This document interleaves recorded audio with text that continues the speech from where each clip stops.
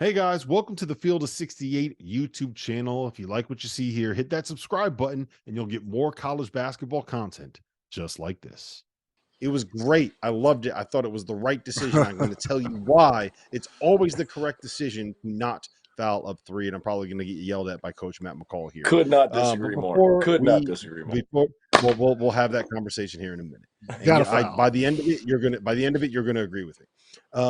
But we got to start with Purdue. We got to start with their overtime win over Northwestern. We got to start with a 105-96, absolutely bonkers game. Buie goes nuts again. Zach Edey goes nuts again. Lance Jones has 26 points.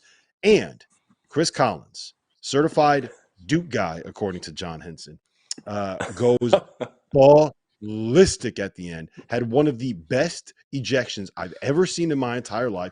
I was giving him a standing ovation, guys. I was standing there saying, this is incredible theater. Let's go. Rob, he was firing up the crowd. He walked on the court. He planned that, guys. He made the decision at the end of the game. He was like, I'm going to get tossed, and this is going to be electric. Go ahead, John.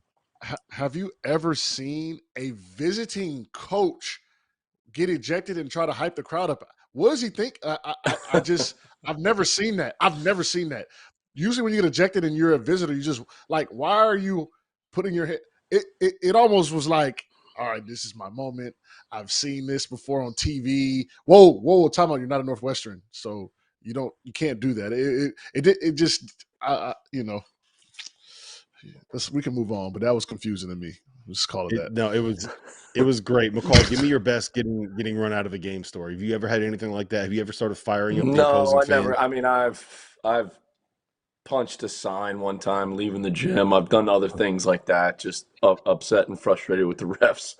But look, at the end of the day, he earned that. The free throw margin was 46-8, and that's why he was so frustrated. It was 46-8. That end of the day, you can talk about the two calls at the end of the game that went against them. He was frustrated with that, and he knew exactly what the free throw margin was in the game, and that's just too large of a discrepancy. And the craziest part of it was he mad at Matt Painter? Was he trying to shake his hand? Because he was pointing at him, and then he went over and shook his hand. And no, you know what it was, Matt? You know what it was?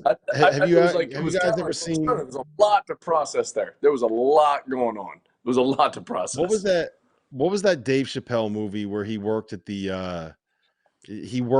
like a burger restaurant? Right, and the dude gets fired from the burger restaurant, and he grabs the microphone. It was I can't remember the name of the movie, but he's like, "F you, you're cool. F you, I'm out." That's exactly what. Was doing. Sure. That was like F you, F you. Oh, Matt Painter, yeah, you're cool, man. You're cool. We got you. He dapped up, gave Zach Edey a hug, for sure, and then rolled out, fired up the field. It was amazing. He shook. He went to the other players and then gave Edey a hug, like. Exactly what happened. Like that discrepancy, like that's absurd. Like when you look at that number of foul shots that Purdue shot, and I get it, the points in the paint and Zach Edey posting up, and I get all that, but that discrepancy is insane. That is insane. 46-8. I would push back to say, Matt, that I was watching their strategy because there's Purdue struggles with them. So I was watching to see what Northwestern did. It's tough because all they were doing was just running off Zach Edey, whoever Zach Edey's guarding, they were running them off screens and they were getting wide open threes, floaters. So there was no need for them. There wasn't really a free throw discrepancy because they weren't attacking. Like that's how they were beating them. Zach Edey stepping back. They had Barry and Buie running off screens. So definitely it's discrepancy that shouldn't be there. But their strategy was to put Edey in pick and rolls and have him play soft and make shots, which almost worked again. I think part of it too is, when you're dealing with a guy that is 7'4" and 300 pounds, like he's inevitably going to back you down and find you in the post and get fouled. And I think that there's an argument, maybe not necessarily tonight, but overall there's an argument where you can say that Zach Edey probably doesn't get whistles on the majority of the plays where he actually is fouled, just because like when you're that size, you're probably going to get fouled more often than not. So where do you stand on that, Matt? Where do you stand on whether, like how are officials calling this game when he's there? Is it fair? Is it right? Yeah, I mean, he gets hit a lot. I mean, he's, and when he's getting doubled and the double team's coming down there and, here comes the two guys and they're banging on him. If it's a foul, call the foul. But I do think just the discrepancy in the free throws, that's a huge, and I agree with John just in terms of, what Northwestern's running, and they made 14 threes in the game. So, I mean, they were, a play away from winning that. But if there's fouls and he's being fouled, then you have to call him. You do. But I think the biggest decision that teams have to make just against them is like, are you going to let this guy go for 30 and 17, or are you going to do everything you can to get the ball out of his hands, which is difficult because he screens, he sets screens, he runs the floor hard, he plays hard. Like that's one of his biggest attributes as a player is just how hard he plays. So I think as an opposing coach, as you're trying to prepare for this guy, what are you going to do? Are you going to double him on the catch and make him have to throw it out and hope that they don't miss threes and your rotations are good and that your closeouts are good? Because that's what's going to happen. When he throws it out of those double teams, you're going to be in rotations and you're going to be in closeouts. So you got to hope that they're missing some threes and your rotations are really good. It's a double-edged sword when you're preparing for a guy like that. And it's hard to even simulate in practice. You can't simulate a guy that size and how hard he plays in practice. You can't do it. So I think that's the other thing that teams run into when trying to prepare for him.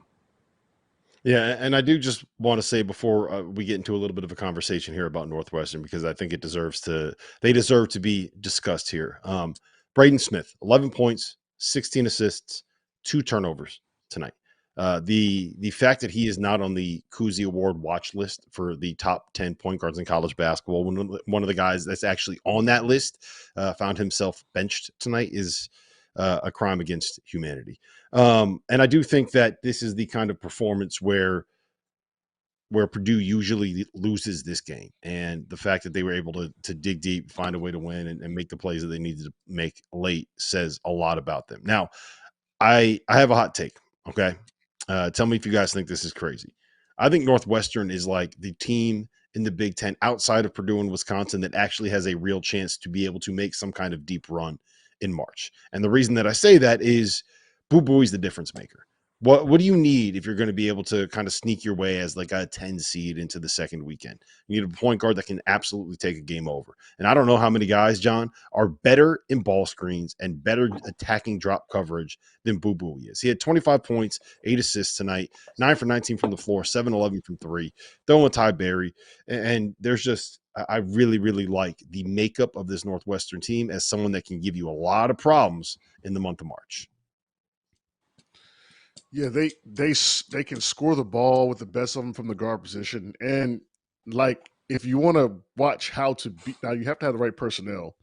But when I look at some of these top teams, like you look at a Houston, you look at like a North Carolina, like with RJ Davis, even like a Connecticut, I think Purdue, now that I'm seeing how Northwestern is cracking this Purdue code, is going to have problems with these top teams.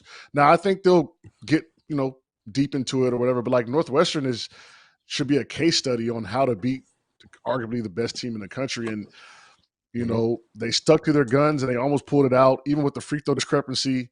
They shot 50% from 3. This is a team this is a team you don't want to see, point blank period.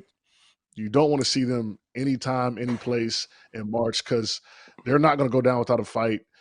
And their coach as well, man, he's a fighter and he knows that, not necessarily his job's in balance, but he knows that he needs to get them on track. And you can tell by the fire and the passion he coaches with. And so this is a team that I love watching personally, but also like, I don't think anybody wants to see them early, especially like those higher ranked teams, because they're a scary team to, come against in the early rounds.